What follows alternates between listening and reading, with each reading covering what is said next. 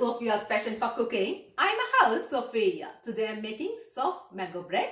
It's perfect for breakfast or an evening snack with a hot cup of coffee or tea. My family loves this recipe and says it's by for the best. Before I start, I just want to say a special thanks to you for your continuous support. If you haven't subscribed to my channel yet, please go ahead and subscribe and also hit the bell to see all my uploads immediately. Let's get started. Let's make mango puree. Peel and chop some ripe mangoes. In a pressure cooker, add 1 cup of water and 1 cup of sugar and spread them evenly. Into that, add chopped mangoes with a pinch of salt. Cover it and cook on high till the pressure comes. When the pressure comes, I lock the pressure. If you're using a regular pressure cooker, put the pressure weight on and cook for 4 minutes from now. It's still on high heat. Once the pressure settles down, open it and blend it. You can use the same mango puree to make mango juice. Check out my mango juice recipe in the description box. It's a 2-in-1 recipe. Take a cup of puree and set it aside. In a bowl, cream, sugar and butter.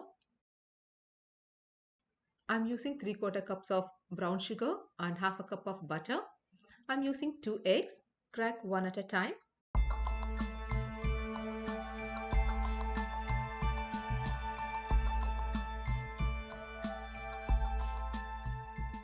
In another bowl, sieve 1½ cups of all-purpose flour, 1/2 teaspoon of salt, 1 teaspoon of baking soda and 1 teaspoon of ground cinnamon. If you're using salted butter, please omit the salt from this recipe.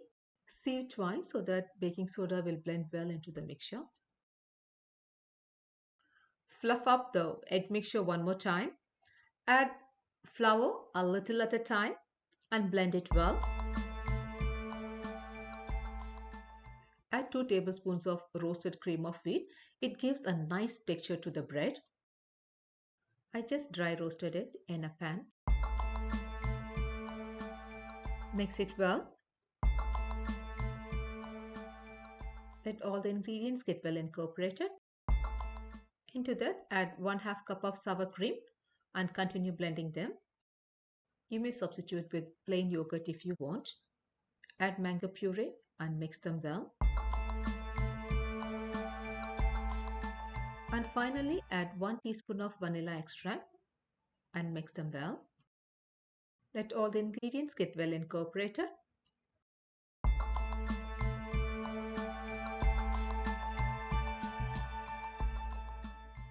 Take a loaf pan and apply some non-stick cooking spray or spread some butter.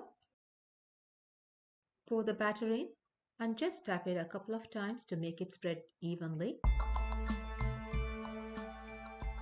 Put it in a 350 Fahrenheit preheated oven for 45 to 50 minutes or until a toothpick comes out clean. Leave it on a cooling rack for a few minutes. Take it out from the pan and leave it on the cooling rack.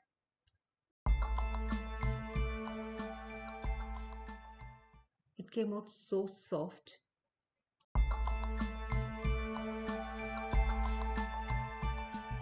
You can store them in the refrigerator for 3 to 4 days or freeze them up to 3 months.